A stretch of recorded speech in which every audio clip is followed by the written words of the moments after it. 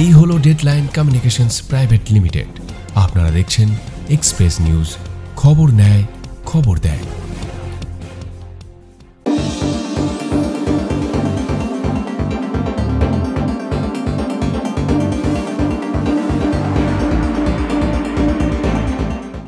Express news brought you by Godavari communications limited. নমস্কার, সুপ্রভাত। Express নিউজে আপনাদের স্বাগত। আমি রয়েছি আপনাদের সাথে সুকন্যা। শুরু করছি এক্সপ্রেস নিউজ।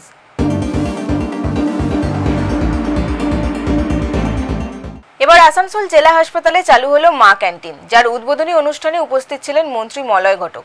উদ্বোধনী অনুষ্ঠানে এসে এই ক্যান্টিনে প্রথম দিন খেতে আসা সাধারণ মানুষের সঙ্গে বসে মধ্যাহ্নভোজন করলেন তিনি। আসানসোল জেলা হাসপাতালের চত্বরে উদ্বোধন হলো রাজ্য সরকারি প্রকল্প মা ক্যান্টিন, যেখানে 5 টাকার বিনিময়ে একবেলা পেট ভরে খাবার পাওয়া যাবে। এদিন প্রকল্পটির উদ্বোধন করেন রাজ্যের মন্ত্রী মলয় ঘটক। এই অনুষ্ঠানে উপস্থিত ছিলেন জেলা হাসপাতালের সুপার ডক্টর নিখিল চন্দ্র দাস এবং আরও অনেকে। হাসপাতাল চত্বরে এরকম প্রকল্পের জন্য সাধুবাদ জানিয়েছেন হাসপাতালে ভর্তি থাকা রোগীর পরিজনরা। মন্ত্রী মলয় ঘটক উদ্বোধনী অনুষ্ঠানে এসে এই ক্যান্টিনে প্রথম দিন খেতে আসা সাধারণ মানুষদের সঙ্গে বসে মধ্যাহ্নভোজন করেন। এদিনের মেনুতে ছিল মিনিকেট চালের ভাত, ডাল, 5 পিশালি তরকারি ও সিদ্ধ ডিম। অনুষ্ঠান চলাকালীন মলয় ঘটক নিজের হাতে এই ক্যান্টিনে খেতে আসা সাধারণ মানুষকে খাবার পরিবেশন করে দিলেন।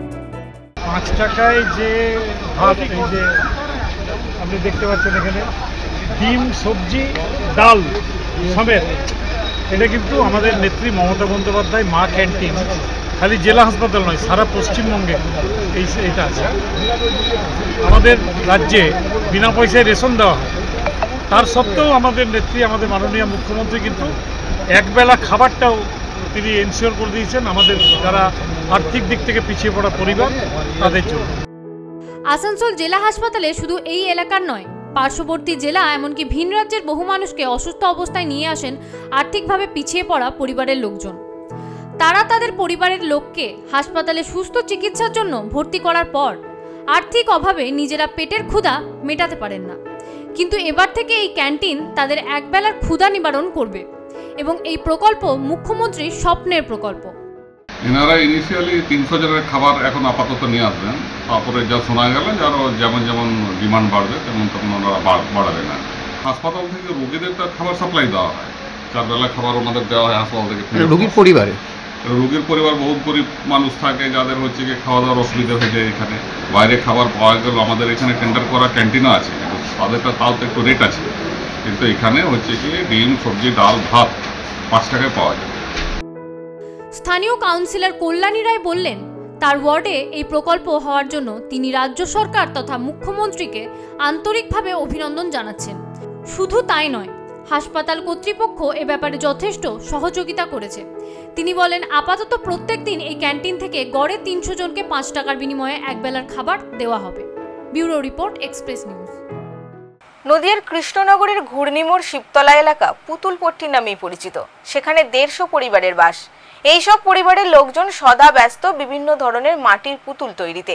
কেউ তৈরি করছেন ময়ূর, কেউ ডলফিন, কেউ বাঁদর, আবার কেউ নানান ধরনের পাখি তৈরিতে ব্যস্ত। তাদের উপার্জনের একমাত্র রাস্তা মাটির পুতুল তৈরি।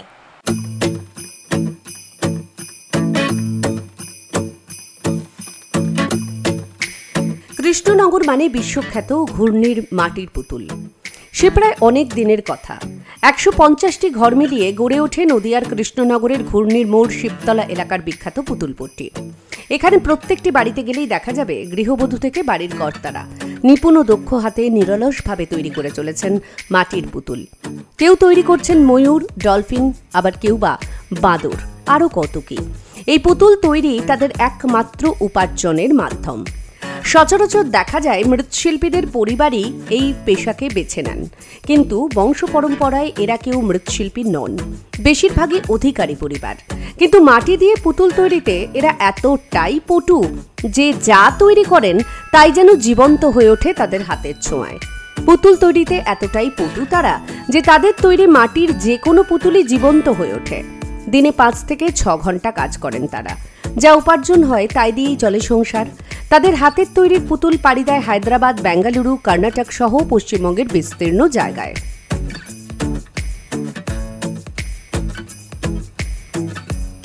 এগুলো ব্যাঙ্গালোর, লখনৌ, চেন্নাই অনেক দূর দূর যায়। আমাদের বাইরের পার্টি বেশি, কলকাতা আর ঘূর্ণি তো আছেই।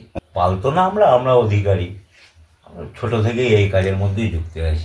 আগে বঞ্চ আরও ভালো, জিনিসের দাম কম ছিল, মালের দাম খরচা বেশি ছিল না, মাটি মেটেরিয়াল সব জিনিসের দাম কম ছিল, কিন্তু আগে হাই করে 2 পয়সা রাখতে পারতাম, কিন্তু এখন রাখা যায় না। কেন, পরিস্থিতি কি কেন?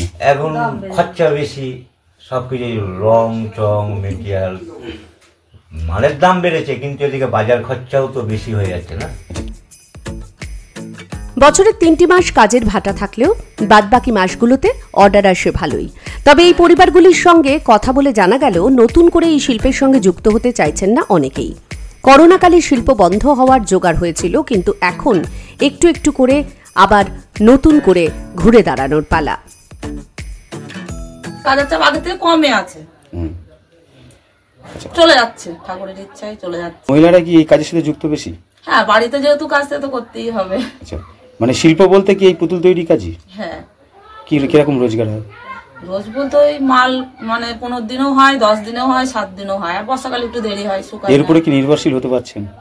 এরপরে না, আগের থেকে এখন আমাদের মানে লাভ নেই ধরতে গেলে। তবে আক্ষেপও রয়েছে, আগের মতো আর তেমন লভ্যাংশ নেই এই শিল্পে। তবুও এই পেশাই তাদের ভালোবাসা, তাই এই পেশা থেকে সরে যেতেও পারবেন না তারা।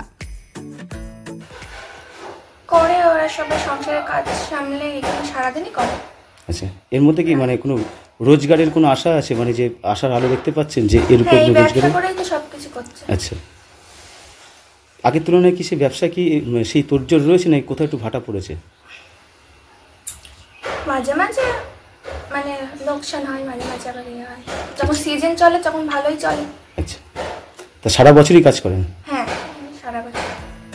প্রসঙ্গত এই সমস্ত ক্ষুদ্র শিল্পীদের হাতের তৈরি পুতুল দিয়েই নদিয়ার কৃষ্ণনগরের ঘূর্ণির মোড়ের বিভিন্ন পুতুলের দোকান সেজে ওঠে। এখানকার যে কোনো দোকানে গেলেই দেখা যায় মনোমুগ্ধকর বিভিন্ন ধরনের পটচিত্র, রং বেরঙের পুতুল, ঘর সাজিয়ে রাখার আকর্ষণীয় বিভিন্ন ধরনের মাটির মূর্তি। এক কথায় বলা যেতেই পারে কৃষ্ণনগরের ঘূর্ণির মোড়ের নাম ছড়িয়ে আছে দেশ বিদেশে। বিদেশি পর্যটক থেকে শুরু করে দেশীয় মানুষ ছুটে আসেন এই ঘূর্ণির মোড়ে তাদের পছন্দ অনুযায়ী পুতুল সহ অন্যান্য চিত্রপট কিনতে। ঘূর্ণির পথের দুপাশেও দেখা মিলবে নানা পুতুলের সম্ভার। এই পুতুলগুলি এতটাই জীবন্ত যে দেখে বোঝার উপায় নেই এগুলি মাটির। আর এই সবই সম্ভব হয়ে উঠেছে পুতুল তৈরির কারিগরদের দক্ষ কাজের জন্য। এরাই বাঁচিয়ে রেখেছেন কৃষ্ণনগরের মাটির পুতুলের ঐতিহ্য। হিউম্যান ফিগারটা আমাদের মেন কৃষ্ণনগরের বিখ্যাত কাজ। হ্যাঁ, হাতের তৈরি যে সমস্ত মানুষের মূর্তি থেকে আরম্ভ করে হিউম্যান হাতের যে সমস্ত ফিগারগুলো তৈরি হচ্ছে, এগুলোই আমাদের বিখ্যাত কাজ। আমাদের কৃষ্ণনগরের মাটির পুতুল তো অবশ্যই ইতিহাস বিখ্যাত, ভূগোল বিখ্যাত, ঠিক আছে। কিন্তু এখনও এই কাজটা আমাদের পরম্পরায় হয়ে আসছে। তবে কাজটা এখন আমরা ধরে রাখার চেষ্টা করেছি যে যতদিন কৃষ্ণনগর বেঁচে থাকবে ততদিন আমাদের এই কাজটা যাতে বেঁচে থাকুক। যুগ যুগ ধরে তাই কৃষ্ণনগরের সঙ্গে ওতপ্রোতভাবে জড়িয়ে রয়েছে সরপুরিয়া আর মাটির পুতুল, যার বিকল্প এখনো হয়নি আর ভবিষ্যতেও হবে বলে মনে হয় না। নদিয়া থেকে মাধব দেবনাথের report, express news.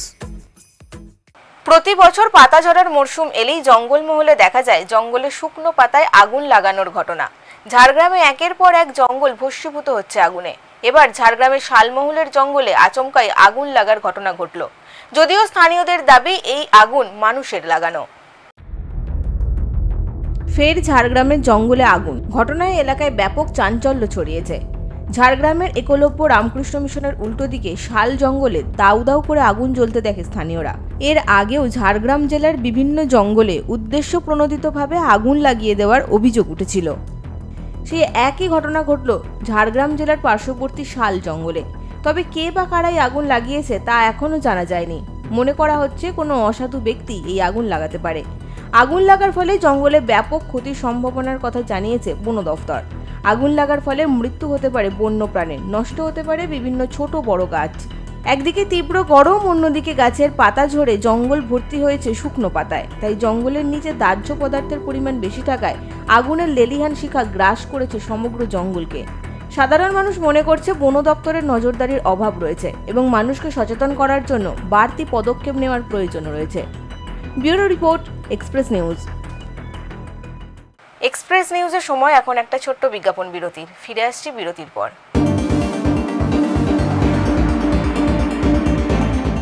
With best compliments, Godavari Commodities Limited, coal trading, coal import, coal logistics and coal mining. Address 18 NS Road, 2nd floor, Kolkata 70001, West Bengal. Contact number +913322426134. Godavari Commodities Limited.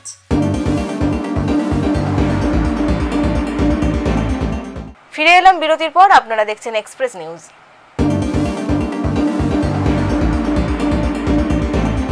পেশা চাবি তৈরি করা, কিন্তু মনের মধ্যে গানের বাসা। ফুটপাতে চাবি তৈরি করতে করতেই তাই গেয়ে ওঠেন একের পর এক কালজয়ী গান, যা শুনে মুগ্ধ হন পথ চলতি মানুষরা। থমকে কিছুক্ষণ শোনেন সনাতন খানের গান।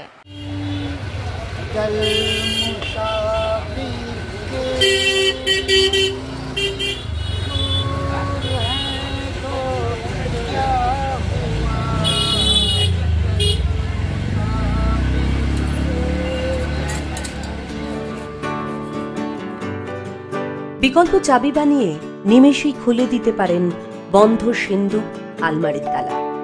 তিনি সনাতন খান। চাবি তৈরি তার পেশা, আর নেশা গান। ফুটপাতে বসে চাবি তৈরি করতে করতে গুনগুনিয়ে ওঠেন তার প্রাণের শিল্পী রফি সাহেবের গান।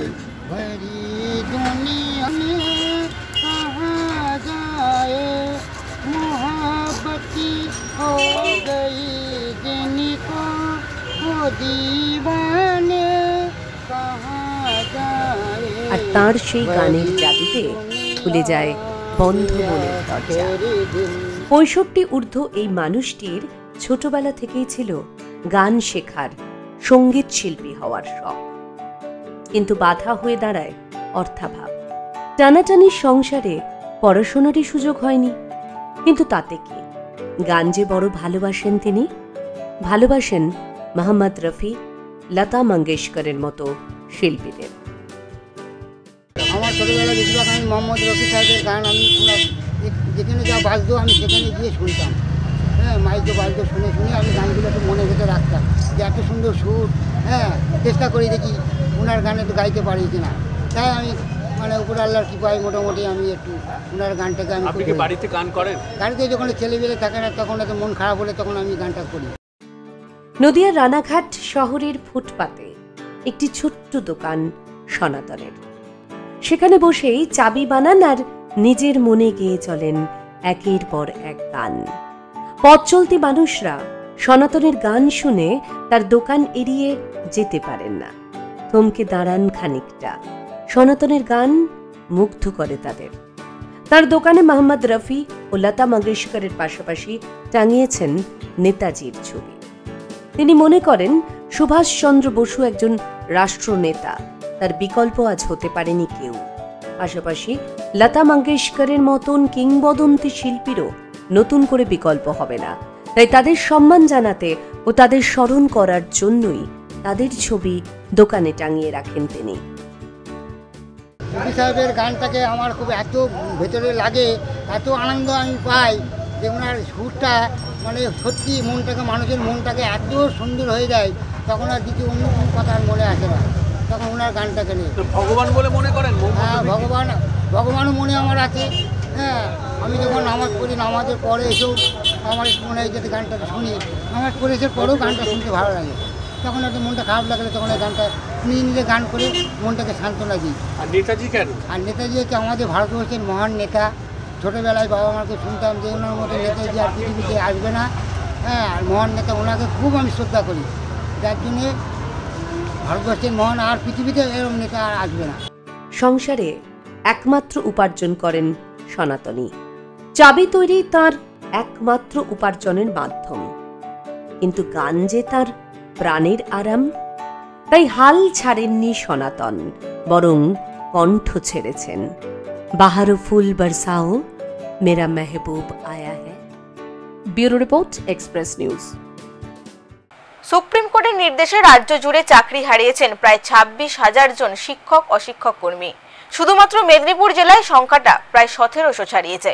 এই ঘটনার পর চাকরিহারা শিক্ষকরা বৃহত্তর আন্দোলনে নামার হুঁশিয়ারি দিয়েছিলেন। সেই মতো এবার মেদিনীপুর জেলায় রাস্তা অবরোধ করে শুরু হলো প্রতিবাদ।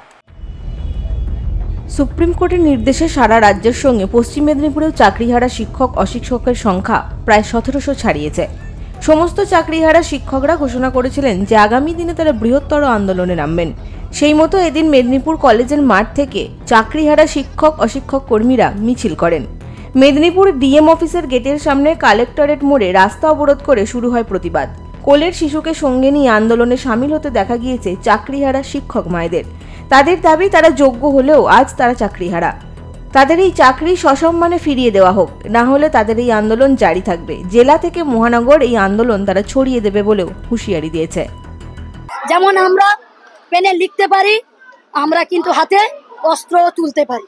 আমরা যেমন এতদিন শান্তভাবে রাজ্য সরকারকে বোঝাতে চেয়েছি যে আমাদের চাকরি, আমাদের সম্মান, আমাদের যে সামাজিক স্বীকৃতি সেগুলো ফিরিয়ে দিন, নাহলে আমরা ভেঙে যাচ্ছি, আমরা ভেঙে পড়ছি, আমাদেরকে আপনি বাঁচান।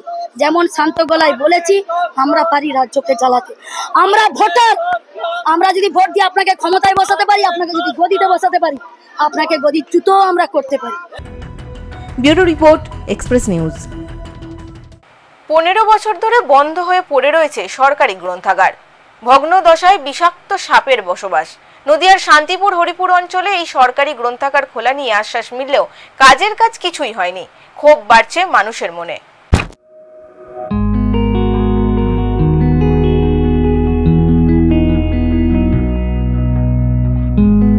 নদিয়ার শান্তিপুর হরিপুর অঞ্চলের একমাত্র সরকারি লাইব্রেরি সরস্বতী এসএসি পাঠাগার। বর্তমানে তা জঞ্জালে ভরা। ভেতরে হয়েছে সাপের বাসা, ভেঙে পড়েছে লাইব্রেরির বেশ কিছু অংশ। ভোট আসে, ভোট যায়, প্রতিশ্রুতির বন্যা বয়ে যায়। লাইব্রেরির উন্নতির সাধন বা লাইব্রেরি খোলার কোনো রকম চেষ্টা করে না প্রশাসন, এমনটাই অভিযোগ এলাকাবাসীর একাংশের। শিক্ষক শিক্ষার্থী সকলে একত্রিত হয়ে সরব হয় লাইব্রেরিটি সংস্কার করে পুনরায় খোলার জন্য। ছাত্রছাত্রীর থেকে শুরু করে শিক্ষকদের অভিযোগ প্রশাসনিক গাফিলতির কারণে 15 বছর ধরে বন্ধ হয়ে পড়ে রয়েছে এই সরকারি লাইব্রেরি। দ্রুত লাইব্রেরি না খুললে বৃহত্তর আন্দোলনের ডাকও দেন এলাকাবাসী। এই পাঠাগার মূলত গত 10 বছরের বেশি হবে এইভাবেই পড়ে রয়েছে। তো আমাদের একটাই দাবি যে এই পাঠাগারটিকে পুনরায় সংস্কার করা হোক। সেটা আমাদের সরকার এবং সংশ্লিষ্ট যে কর্তৃপক্ষ রয়েছে তাদের কাছে একটাই দাবি, কারণ আমাদের এই গ্রামে এই একটাই মাত্র পাঠাগার এবং যেখানে আমরা ছোটোবেলায় বিভিন্ন রকমভাবে এখানে পড়াশোনা করেছি, প্রচুর ছেলে মেয়ে পড়াশোনা করতো। তারপরে হঠাৎই গত 10-11 বছর হবে হঠাৎ করে পাঠাগারটি বন্ধ হয়ে যায়। তারপর থেকে আর পাঠাগার আর চালু হয়নি। তো সেক্ষেত্রে শুধু গ্রামের মানুষ নয়, গ্রামের যারা ছাত্রছাত্রী রয়েছে তাদের প্রত্যেকের দাবি এবং অভিভাবক অভিভাবিকা প্রত্যেকের দাবি যে পাঠাগারটিকে পুনরায় সংস্কার করা হোক এবং পাঠাগারটিকে পুনরায় চালু করা হোক, যাতে অন্তত গ্রামের ছেলেমেয়েরা অবসর সময় এসে এখানে একটু পড়াশোনা করতে পারে। আমাদের এই হরিপুর গ্রাম পঞ্চায়েতে একটাই পাঠাগার রয়েছে। এটা একটা খুব গুরুত্বপূর্ণ সম্পদ। এটা আমাদের চোখের সামনে নষ্ট হয়ে যাচ্ছে, আমরা দেখতে পাচ্ছি। তো এটা আমরা প্রধান থেকে শুরু করে এমএলএ এবং সরকারি আধিকারিক যারা আছে, বিডিও, এসডিও, ডিএম, আমরা সবাইকেই চিঠি করছি। তাদেরকে আমরা একটাই মানবিক আবেদন করব, তারা যেন খুব দ্রুততার সাথে যেন একটা পদক্ষেপ নেয়। এই প্রচুর মূল্যবান সম্পদগুলো আছে, এগুলো যেন নষ্ট না হয়, তাদেরকে আমরা অনুরোধ করব। যদিও লাইব্রেরির এই অচলাবস্থা নিয়ে শুরু হয়েছে রাজনৈতিক চর্চা। লাইব্রেরির এই অচলাবস্থা নিয়ে রাজ্য সরকার এবং স্থানীয় তৃণমূল নেতৃত্বকে দায়ী করেছে হরিপুর অঞ্চলের বিজেপি নেতৃত্ব। গত 15-16টা বছর ধরে লাইব্রেরিটা বন্ধ, মানে একটা জেনারেশন পুরো লাইব্রেরি কী জিনিস আমাদের এই নৃসিংহপুর এলাকার লোক পুরো বঞ্চিত।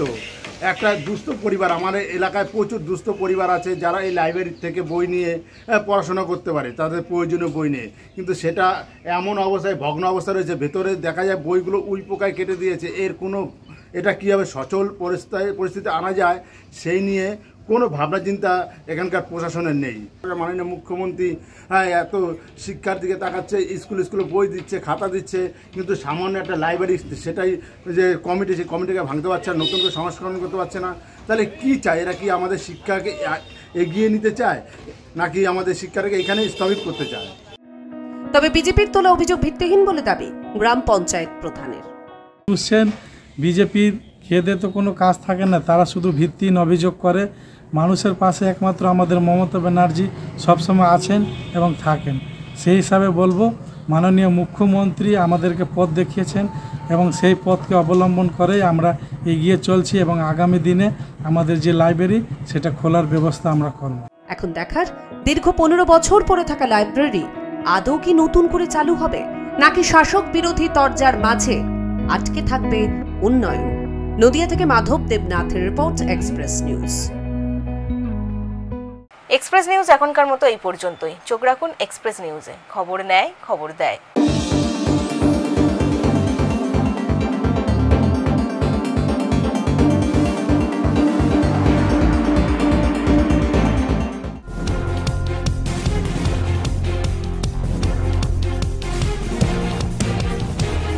এই হলো ডেডলাইন কমিউনিকেশনস প্রাইভেট লিমিটেড। আপনারা দেখছেন এক্সপ্রেস নিউজ। খবর নেয়, খবর দেয়।